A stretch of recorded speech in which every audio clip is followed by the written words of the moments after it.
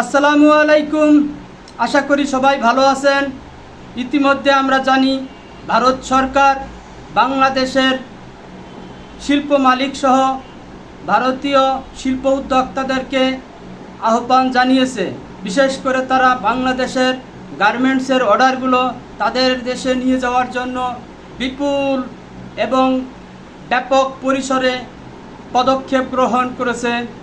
তোমরা আমাদের দেশে আসো, আমাদের দেশে তোমরা শিল্প কারখানা গড়ে তোলো, তোমাদের গ্যাস, বিদ্যুৎ, লোন এবং জমি যা কিছু দরকার আমরা তোমাদেরকে স্বল্প সুদে দেব। তো বাংলাদেশের অস্থিরতার সুযোগে এটা ভারত কাজে লাগানোর জন্য চেষ্টা করতেছে। ইতিমধ্যে আমরা জানি আমাদের দেশের অর্ডারের 10% ক্যান্সেল হয়ে গিয়েছে।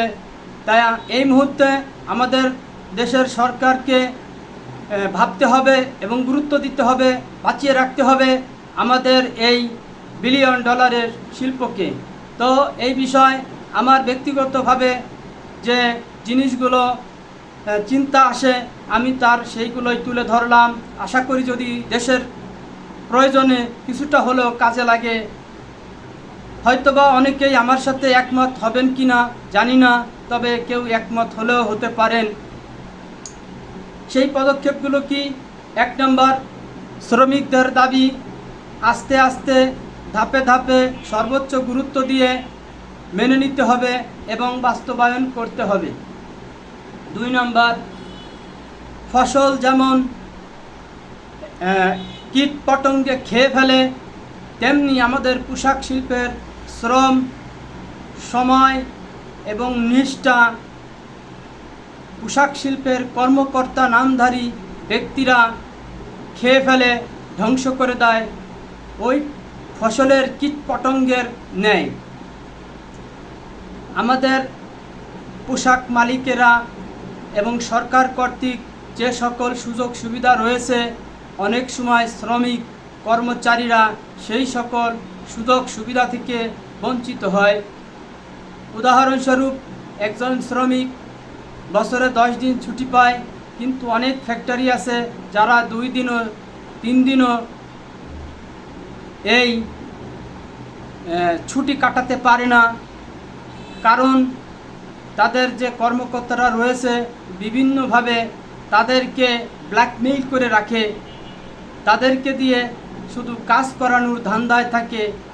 এই কর্মচারী বা শ্রমিকদের সুযোগ সুবিধার বিষয়ে তারা অত্যন্ত উদাসীন থাকে।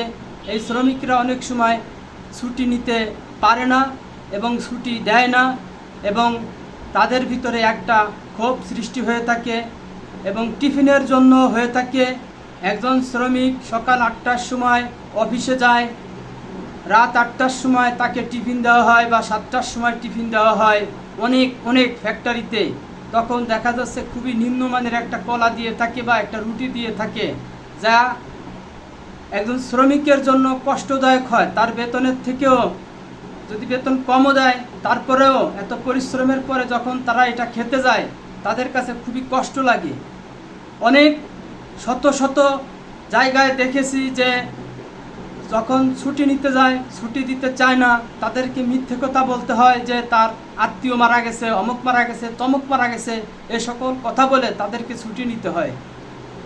আমি বুঝতে পারি না যে যেখানে সরকার 10 দিন ছুটির ব্যবস্থা করেছে কর্মকর্তারা কেন তাদেরকে ছুটি দিতে চায় না। যদি সেটা অস্বাভাবিক হয়ে থাকে তাহলে তো অবশ্যই সরকার বা মালিকেরা এই ছুটি দেওয়ার বিষয় তাদেরকে বলতো না, তাদেরকে এই দাবি মেনে নিত না। যদি সেটা মানতে অসম্ভব হয় তাহলে তো এটা কখনোই করা উচিত হয় নাই বা হতো না। অবশ্যই এটা সম্ভব, অন্তত তারা তো বছরে 5 দিন ছুটি নিতে পারে। সেটা হলো এই শ্রমিকদের সুযোগ সুবিধা দেখার জন্য রয়েছে কমপ্লায়েন্স বা ওয়েলফেয়ার ডিপার্টমেন্ট। এই ওয়েলফেয়ার বা কমপ্লায়েন্স ডিপার্টমেন্টকে আমার মতে সরকারি তত্ত্বাবধানে বা সরকারি নিয়ন্ত্রণে নিয়ে নেওয়া উচিত। যখন কোনো ফ্যাক্টরিতে বা কারখানায় ওয়েলফেয়ার কর্মকর্তা বা কর্মচারীর প্রয়োজন হয়, তখন সরকারের কাছে আবেদন করবে, সরকার তাদেরকে ম্যান পাওয়ার সাপ্লাই দিবে। সরকারের কলকারখানা অধিদপ্তরের দ্বারা এই কমপ্লায়েন্স ডিপার্টমেন্ট পরিচালিত হওয়া উচিত। সারা বাংলাদেশের যত পোশাক কারখানা রয়েছে, এই কমপ্লায়েন্স ডিপার্টমেন্টটাকে একটা সরকারি নিয়ন্ত্রণাধীন ডিপার্টমেন্ট করতে হবে। অর্থাৎ কোম্পানি তাদেরকে বেতন দিবে, কিন্তু তাদেরকে পরিচালিত করবে সরকার। তারা নিরপেক্ষভাবে এটা দায়িত্ব পালন করবে, যাতে করে মালিক এবং শ্রমিকদের ভিতরে ভুল বোঝাবুঝি না হয়, এবং শ্রমিকদের সকল সুযোগ সুবিধা তারা দেখভাল করবে নিরপেক্ষভাবে এবং স্বাধীনভাবে। সেই সাথে কমপ্লায়েন্স ডিপার্টমেন্টের আরেকটা দায়িত্ব থাকবে যে মালিকেরা বা শিল্প উদ্যোক্তারা সরকার কাছ থেকে যে সমস্ত লোন নিয়ে থাকে, সেই লোনের টাকা দিয়ে তারা র ম্যাটেরিয়ালস বিদেশ থেকে আমদানি করে থাকে, কিন্তু এই আমদানির নাম করে বিদেশে কি টাকা পাচার করে দিচ্ছে কি না, অর্থাৎ যে পরিমাণ টাকা তারা লোন নিয়ে বিদেশ থেকে কাঁচামাল মেশিনারিজ আমদানির কথা বলতেছে, ঠিক সেই সম পরিমাণ মূল্যের মেশিনারিজ বা কাঁচামাল দেশে আসতেছে কিনা, এবং বিদেশে যে পোশাকগুলো শিপমেন্ট হয়ে থাকে, পিও বা পারচেস অর্ডার হয়ে থাকে, এর যে মূল্য, সেই পণ্য যে পরিমাণ পণ্য বিদেশে রপ্তানি হয়, ঠিক সেই পরিমাণ মূল্য যে রেমিটেন্স দেশে আসতেছে কিনা, এটা কঠোরভাবে এবং খুবই নিখুঁতভাবে এর তদারকি করতে হবে প্রতিটা ফ্যাক্টরিতে। খুবই দুঃখজনক বিষয় যে 20 থেকে 30 বছর ধরে একটা কোম্পানি ব্যবসা করতেছে, কোনো একটা কারণে সমস্যা হয়ে গেছে, শ্রমিকের বেতন দিতে পারে না। 20 বছর ব্যবসা করার পরে কিভাবে 1 মাস শ্রমিকের বেতন দিতে পারে না একটা ফ্যাক্টরি? নিশ্চয়ই এর পিছনে বড় ধরনের কোনো রহস্য লুকিয়ে রয়েছে। অনেক সময় দেখা যাচ্ছে বায়ার ক্লেম দিয়ে থাকে, এই ক্লেম এর কথা বলে যে বিদেশ থেকে টাকা আসে নাই। এটা অবশ্যই ডকুমেন্ট থাকে। এই বিষয়গুলো সরকার গভীর এবং নিখুঁতভাবে এই কমপ্লায়েন্স ডিপার্টমেন্টের মাধ্যমে তদারকি করতে পারে। এতে করে আমাদের দেশের যে রেমিটেন্স আসার কথা থাকে, সেই পরিমাণ রেমিটেন্স আসে না। এটার মাধ্যমে এটাকে নিয়ন্ত্রণ করা সম্ভব। 4 নম্বর, পোশাক কারখানাগুলো একই অঞ্চলে কেন্দ্রীভূত না করে এটাকে বিভিন্ন জায়গায় ছড়িয়ে দেওয়া উচিত। যেমন এটাকে ছোট ছোট রপ্তানি প্রক্রিয়াকরণ এলাকা সৃষ্টি করে বিশাল বাউন্ডারি দিয়ে তার ভিতরে 10 থেকে 15টা ফ্যাক্টরি বা কারখানা এক জায়গায় রাখতে হবে। আবার 2, 4, 5 কিলোমিটার দূরে যে আবার আরেকটা ছোট রপ্তানি কারক অঞ্চল গড়ে তুলতে হবে, সেখানে আরও 10-15টা ফ্যাক্টরি থাকবে। এভাবে পরিবেশগতভাবে ভালো থাকবে, প্লাস নিয়ন্ত্রণ করতেও সুবিধা হবে। 5 নম্বর, কাঁচামাল ও মেশিনারিজ আমদানি সাধারণত বিদেশ থেকেই আমরা করে থাকি সবই। এইগুলো দেশে উৎপাদনের জন্য বিশেষ এবং কঠোর পদক্ষেপ গ্রহণ করতে হবে। কারণ এই কাঁচামাল এবং মেশিনারিজ আমদানি করতে যে আমাদের দেশের প্রচুর বৈদেশিক মুদ্রা হাতছাড়া হয়ে যাচ্ছে, প্লাস পরিবহন ব্যয় বেশি হচ্ছে এবং দ্রুত সময়ের ভিতরে শিপমেন্ট দিতেও সম্ভব হয় না। এজন্য আমাদের উত্তর অঞ্চলে কাঁচামাল ও মেশিনারিজ শিল্প গড়ে তুলতে হবে। দক্ষিণ অঞ্চল ও মধ্য অঞ্চলে, সামুদ্রিক অঞ্চলে, খুলনা, বরিশাল, চট্টগ্রাম, ঢাকা এই সকল অঞ্চলে ফাইনাল প্রোডাক্ট বা শিপমেন্টযোগ্য পোশাক তৈরি করার জন্য ব্যাপক পদক্ষেপ গ্রহণ করতে হবে। আমরা যদি আমাদের পোশাক কারখানাগুলো উত্তরবঙ্গে অর্থাৎ সিরাজগঞ্জ, বগুড়া বা রংপুরে যে ইপিজেডগুলো রয়েছে সে সকল জায়গায় হয়ে থাকে, তাহলে চট্টগ্রাম থেকে কাঁচামাল আমদানি করে সেগুলো উত্তরবঙ্গে পাঠাতে হবে এবং সেখান থেকে গার্মেন্টসগুলো তৈরি হওয়ার পরে আবার চট্টগ্রামের মাধ্যমে শিপমেন্ট দিতে হবে। এতে সময় এবং খরচ বেশি হয়ে থাকে।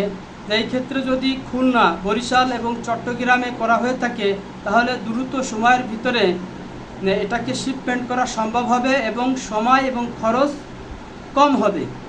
এবং বন্দরের সাথে অল্প দূরত্ব তৈরি করতে হবে, সেখানকার যোগাযোগ ব্যবস্থাকে খুবই ভালো করতে হবে, যাতে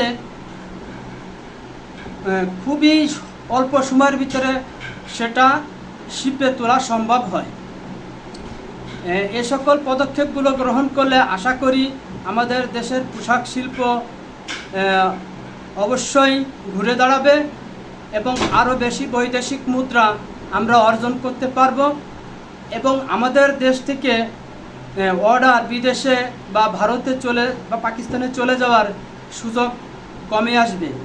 খুবই দুঃখজনক একটা ঘটনা বলতে হয় যে 20 বছর ব্যবসা করার পরে মালিক বেতন দিতে পারে না, তাহলে সে এতদিন কি ব্যবসা করছে? সে টাকাগুলো কি করছে? কোথায় রাখছে টাকা? এই পদক্ষেপগুলো গ্রহণ করলে আশা করি এর সমস্যার সমাধান হবে। সবাই দেশকে ভালোবাসবেন এবং বিদেশি দেশি সকল প্রকার ষড়যন্ত্র মোকাবেলা করার জন্য মালিক এবং শ্রমিক ঐক্যবদ্ধ হয়ে দেশের জন্য কাজ করবেন। সবারই একটা কথা মনে রাখতে হবে, একজন মালিক যদি শ্রমিকদের প্রতি নজর না দেয় তাহলে তার ব্যবসা থাকবে না। তদ্রূপ শ্রমিক যে কষ্ট করে তার পরিশ্রমের মাধ্যমে পোশাক উৎপাদন করে এবং কারখানা স্থাপিত হয়, এটাও কিন্তু তারই সম্পদ, তারই পরিশ্রমলব্ধ সম্পদ। সেই সম্পদ যদি ধ্বংস হয়ে যায় তাহলে সেই শ্রমিকের কোনো লাভ হবে না, মালিকেরও কোনো লাভ হবে না, দেশেরও কোনো লাভ হবে না। অবশ্যই কেউ না কেউ সেই সুযোগ গ্রহণ করবে। তাই আমাদেরকে আন্তরিক এবং সকল প্রকার দুশ্চিন্তা মুক্ত হয়ে এগিয়ে আসতে হবে।